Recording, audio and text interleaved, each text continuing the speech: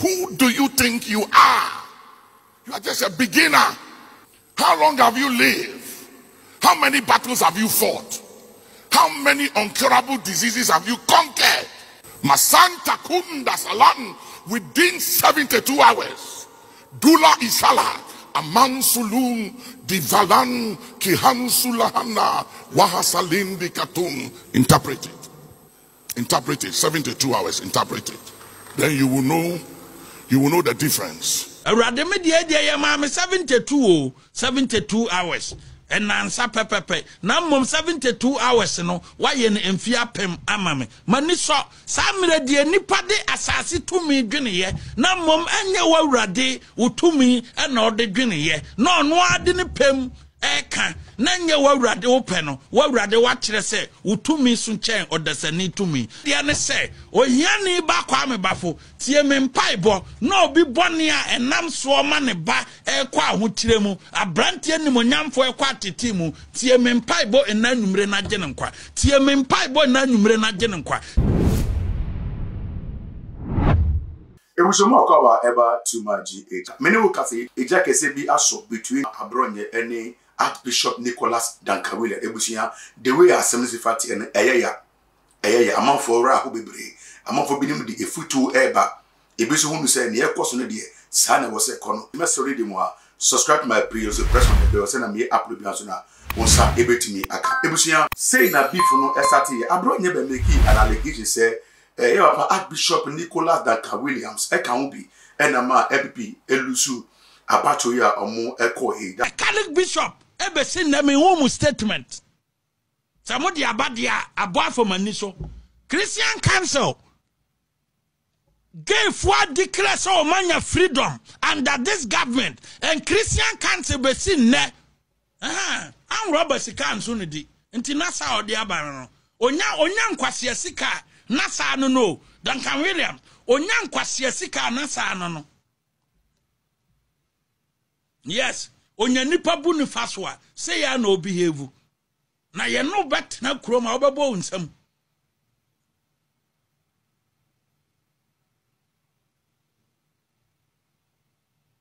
onya sika kro no sika bia na chese ayeye nu onya nipa bu na faso na sa no mu nso de asa we agina mu a na onya kro no sika nti na no be ka se mayentia se mahama ntimi mfa 4 years muman mahama so ka kire se Ghana foto abamana odi 2 years besi Ghana foto abamana ono di 2 years ebesi Ghana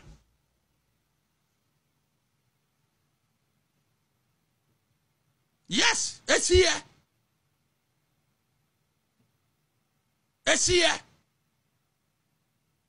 and now minim say the Christian community asofofo omo Ghana omo ni sikati minim say the Muslim leadership for ebinum ni sikati ebe babonten abe condemn this art no ye o genuine people omo ye nyame adwuma wo Ghana ha and we know them ye o genuine people omo som e won kramodimu we know them Omontrase amasa independence na gay force o manya no enkoso enne Duncan Williams ni timi influence asofufuo binum say ebinum akwa kisi wo mano a ema obi a meka ho asem because wakwaji ska be chama some pastors Duncan Williams said Jessica abechama some pastors to keep quiet say binum akwa kisi awo independent ya asofofo no binum enye din na omunyi ska nche omo ho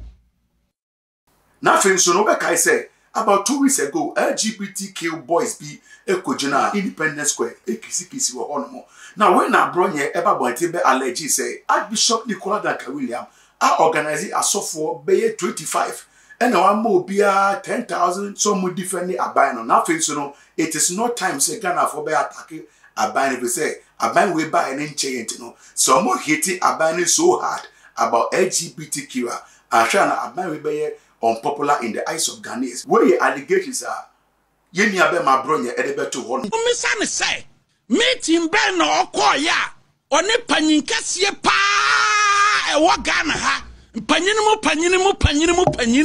pa ekọ ya ono Duncan Williams eni panyini no yusu one car na de ko sa meeting mu misa no omo ko sa meeting no 25 pastors and ministers of God and omo select omo across the nation all kon on sa panyin pa no omo tena ka ba kum Duncan Williams mo misa no agenda no ye simple say panyin pa no aba enti yam one no onko biem na 2028 no osevo akokoduru ayi 2032 na okọ Duncan Williams, we are part and parcel of that meeting. You arrange the meeting to talk about the third term agenda. When I arrange here, you invited these pastors to the meeting. You gave them $10,000. When I just can tell you. Peja Bible fatira wiemu say when panyini nkonko ye meeting say obetima kona obeboa no matetem agenda na baso ana Peja Bible fatira wiemu na so Peja Bible no wia the gods of the tender no be decide between me no na me ntra challenge ma say to me wo hodia o ma me ne nsia circle no bia metwa ehu nsia me kita Bible me ono so kita Bible on kasama janto Bible me so makasama jatom na mom ye wia omunum no ye ba wie na obi Bible ase obi Bible so nsie wo kwabosom ho because ni nyame to me bia wo frema na ba me so that is a fact because you are going to call your saint and other spirit emfiri nyame eno so de ba manim amagu nanim ase flat because wo mfre nyame ma ne ntie enti commanding ma wa sori man ni wuni ma efiri na kono wa sori man ni wuni say we are so powerful. Me nyame na ye clean ba wo de nya clean that is a fact. Now Nicola Duncan Williams or your Archbishop and so I respond or the 72 hours at one more or cartons equal to as a matter of fact or cartons added to one now tons no kind and I'm say one chilemutin ye mu tons no enchirasi but Abronye kasa enchirasi. There are certain topics that I believe we have to address and communicate through the grace of God to all of you. One of them is relationship versus transaction. I realize that too many people don't appreciate and understand the importance of relationship, and that this generation is so much into transaction than true relationship. And it really breaks my heart. A lot of you are forfeiting your currency for tomorrow and you don't even know it. That do that. Leki tu kasan kafalanda kasatan wahasalan kuwasidia haluya tai akatalum kafasaluta. Today I'm very upset, and I'll tell you why I'm upset. I'm upset of the foolishness of men. Foolishness. I couldn't sleep the whole night. Restlessness. I couldn't sleep. And I said, what generation is this? Who are these people that are so transactional? You can't build relationship with them. You don't return people's calls. You make promises, you don't keep it. Who do you think you are? You are just a beginner. How long have you lived? How many battles have you fought? How many incurable diseases have you conquered? Have you conquered cancer before? That you are bluffing people who are survivors in life? Masanta kunda salan within 72 hours. Dula isala aman sulun divalan kihan sulahana wahasalin dikatum. Interpret it. Interpret it. 72 hours. Interpret it. Then you will know the difference. You know the difference. That's all I'll say. Let their defenses depart from them.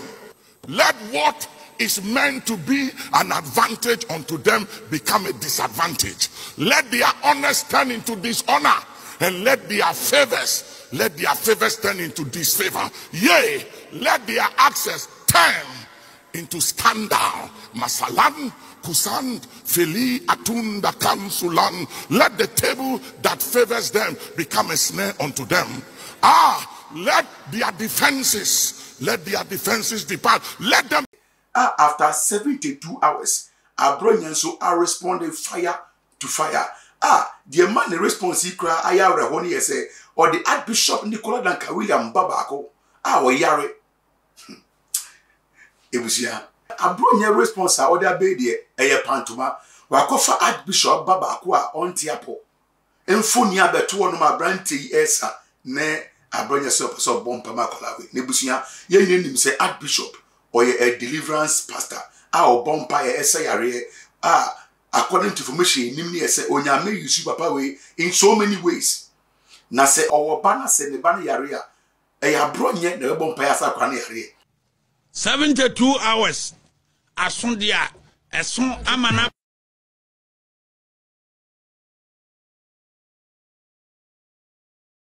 broso amana ne bia ba be ka ho dia esese bompa e dase. Ohia TV ahwefo ne yadofo nyina otweda mponkwa me yeda wase. Se na dadua so wakoa yeguso kan atiasefo ho no waboye ho ban atene won sakese no we so adi dwumadie abawiye. Awurade wa ho den no bambo ene ye betena ase wo bambo akan ho yedudin na sha ase ne yedudin ewie. Se yawie dia awurade ye mu binum na apempem ene fi se ene dadua ikaye nka atiasefo ho. Nanso wa awurade nyankopon a wutumi so nche ntumi biara. Enye de nipa beka ene ye onamom ne wa awurade beka ene ye adwuma no. 72 hours no waye ne na bebre waye manabroso awurade wasem kire se o ma de pa foforo kora chi nipa no wa ma ne emfie apem awurade me de ye ma me 72 hours enansa pepepe na mom 72 hours no waye ne emfie apem amame mani so sa mere de nipa de asase tumi dwene ye na mom enye wa awurade wotumi na ode dwene ye na ono ade ne pem eka nanye wawrade ope no wawrade wakire se utumi so nchen odasani tumi awrade wakire se abosom nketoa okotik nyina no ehye wase no muduru wase a etese apraketoa ahu aprakese na eseketoa no obobo enanumre abosom nketoa okotik spirit nyina ye freye ede ma me 72 hours no awrade wa mama dinkunim me guso eka wate asefo ho a na awrade wo se aseda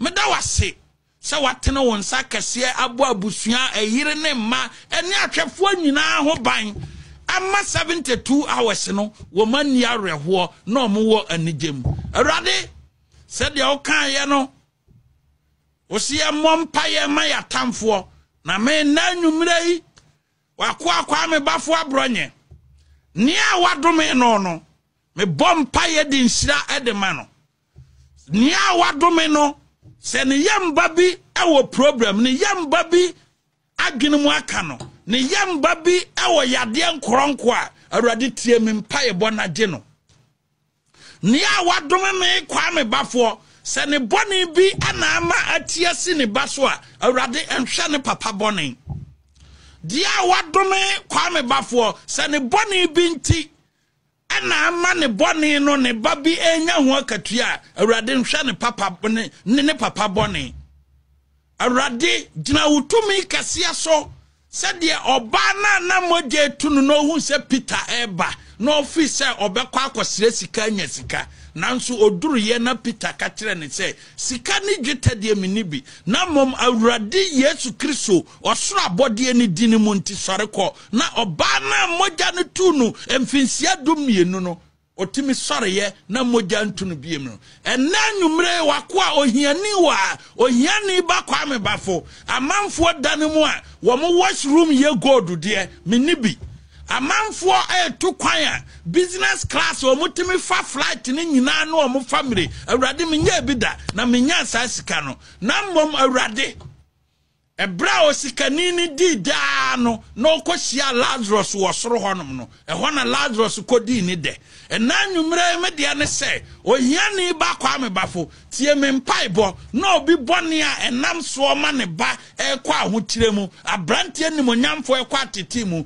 tie me mpaebɔ ɛna nwumre na gye ne nkwa tie me mpaebɔ ɛna nwumre na gye ne nkwa tie me mpaebɔ nwumre na sane yadeɛ wene made srɛdeɛ wo nyame ogya ɔba ɛne sunsun konkon ne demu nia wadom biara no awurade fa ne bɔne kyɛ no nia wadom biara no fa ne bɔne kyɛ no na sane yamba yadeɛ wene me mpaebɔ wo nyame a wo soma wo ba kronkono ma ne be wugye ye na te asefo yi me da wase se watie mie wo nyame ogya me bɔ mpaye e wo predi onyame edinimu na nadui amen.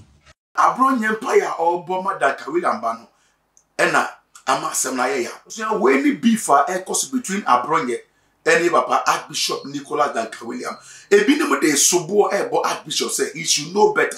Say or the who politicians are this how it's going to go. Ebisu che say o man dey here Archbishop because of his influence or when you hear Archbishop say obetimi aban not to me a godly counsel amano and say Archbishop deliver on this note. Why should he become an enemy to the NPP party? Intine Abronye mum and there was a no take a break.